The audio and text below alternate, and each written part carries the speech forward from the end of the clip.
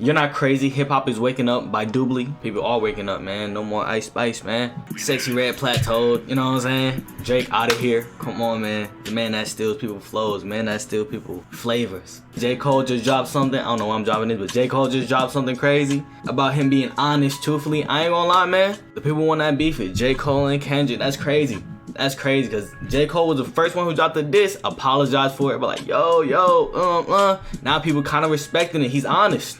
He's an honest artist, you know what I'm saying? We need more of those people. We need more honest artists. Yeet 2025, come on, man. Come on, man. Come on, man. I actually do believe like he is one of the artists that will like stay a minute, because he is nice and he takes his crafts very seriously. You know what I'm saying? Versus like a Ice Spice, I ain't gonna lie. Is it just me, or is hip-hop waking up? These past couple years, the mainstream has been filled with nothing but copycats and shameless cash grab. I forgot about But it Lil seems Mama. like we're finally turning a corner now. Hey, this is the Drake era too. This is the Drake era. I blame him. You gotta blame from top to bottom. Facts. Trigger down.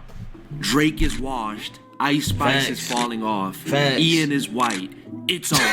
Will hip-hop revive itself, or will it end up underground and culturally irrelevant like rock music? Well, you know they say things go in cycles, and the fact of the matter is, we've been here before.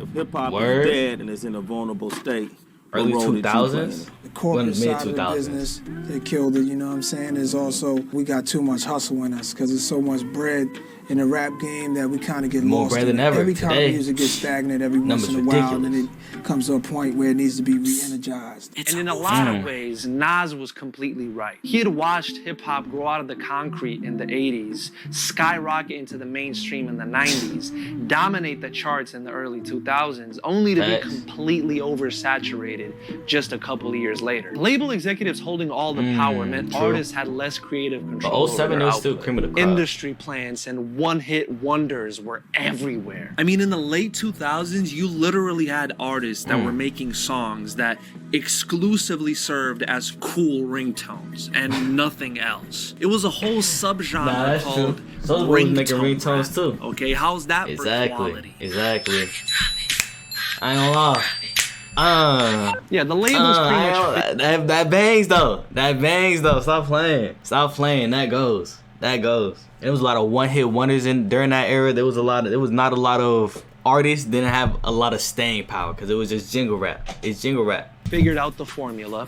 It took them a while, but they did. And then they milked it until there was nothing left but Black Eyed Peas and B.O.B. I bet all of this sounds kind of familiar to you. That's pretty much the same state of oversaturation hip-hop has been at these past couple years. But we know all of this already. The question is, will hip-hop be able to pull itself up by its bootstraps like it did before? Well, in short, no. I mean, unfortunately, Soulja Boy can't save hip-hop twice. And I'm actually being like semi-serious here. Hear me out. Despite how shitty his music was, at the time of his arrival, Soulja Boy was a sign of hope for hip-hop. A symbol for young, independent artists all around the globe. He was a sign of forecasting a future where rappers could independently cultivate an audience and pop off through the internet. The agency that came but with none of these artists like are independent. like None of these like artists YouTube, are independent. Helped propel many young artists, many obscure artists into superstardom, and built rap into eventually the most popular genre in the world. For a little while there, the internet took the labels out of the equation and put the power back in the artists' hands to create freely and grow organically. But again, unfortunately, after a while, labels figured out the formula, and then they milked it until there was nothing left but Lil Mabu and... Okay, that's just bad enough on its own. And now we're at the point where labels are in complete control of the radio, of every streaming service, every curated playlist, every algorithm. So if there's nothing that's gonna put the power back in the artist's hands anytime soon, what's gonna be hip-hop's saving grace? Okay, so here's the thing. I kind of lied. It wasn't just Soulja Boy that kept hip-hop going at the turn of the 2000s. It was one more thing. In reality, back then, the main source of innovation and artistry came from rappers putting other rappers my mixtapes. You know, from the people that wish to see hip-hop thrive. Let me get a drop. What's good, my G? Can I get a drop? What's up with y'all these drops, man? I need a drop, son.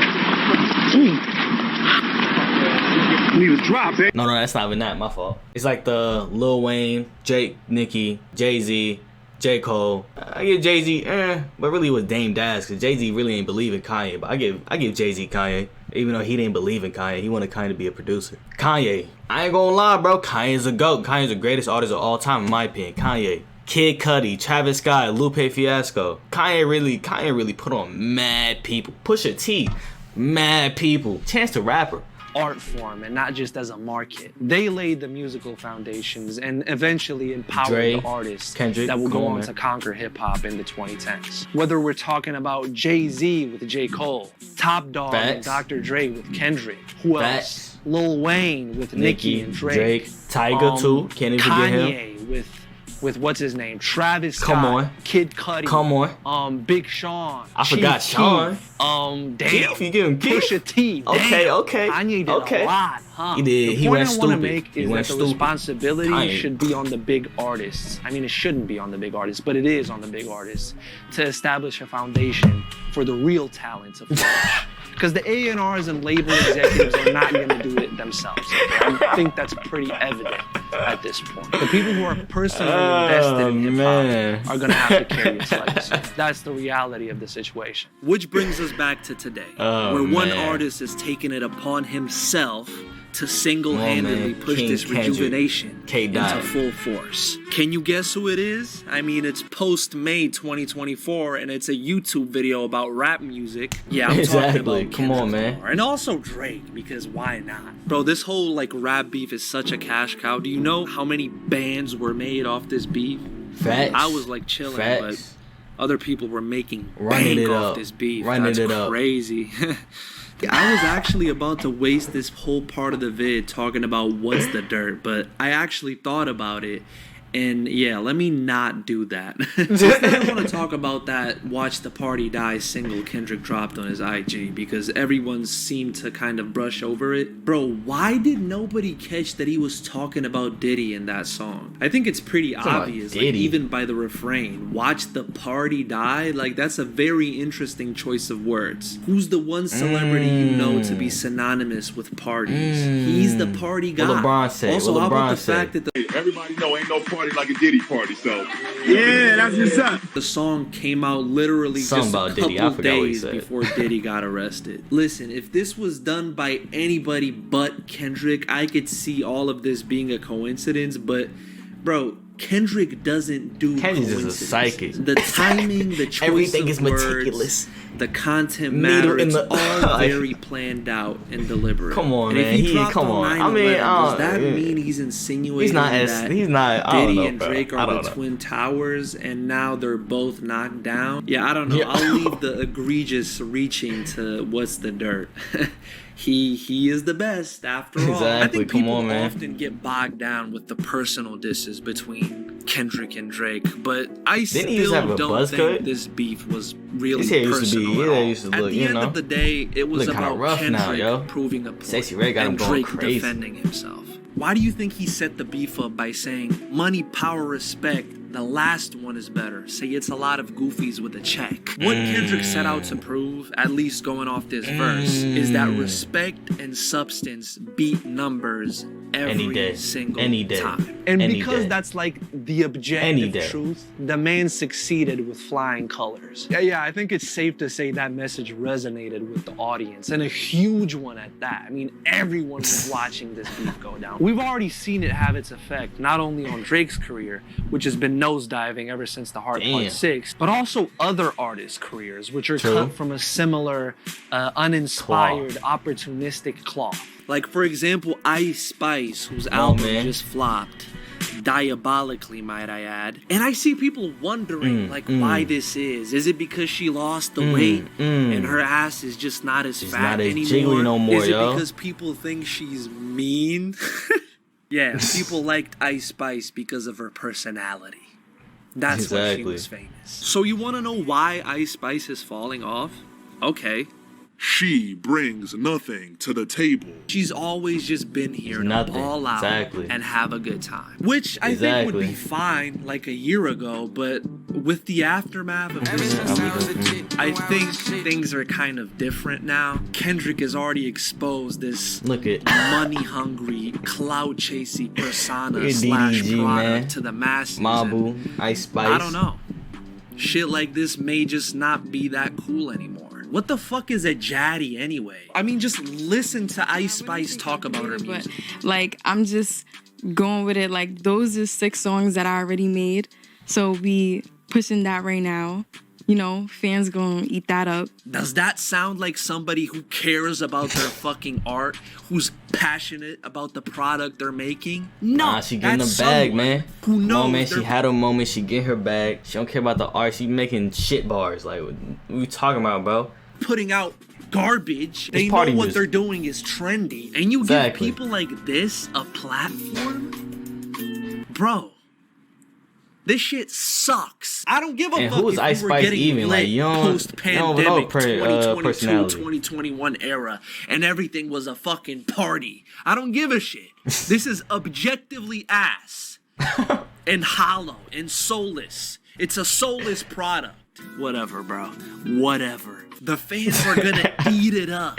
You know? Man. Jesus Christ. The fact of the matter is, come on, man, wanna eat her up, man. We're pretty much treading on new ground man, stop here. playing. Like, we've never seen a catalyst this strong in hip-hop or any music genre for that matter. The effect this beef could have on culture is unprecedented. I mean, this may just be the beginning. See, because Kendrick's argument is not only a musical one, I don't know, we gotta wait and see with that one. Like, he believes that through his music, cultural. he can not only change the state of rap, but the state of the world as a whole. Change the idea of who the youth should be looking up to and what they should strive for.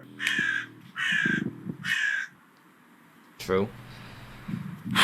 Because look at Drake. The man has all the money in the world, all the numbers, like, and he's people really still looked up to Drake, fundamentally insecure. He's still unhappy with no real friends around him. He still can't help himself from incessantly lying and being an irresponsible adult at 37 years old. Just look at all the people defending Drake. They're all mere... Come on, man. Every Drake defender is a loser. Stop playing. Come on.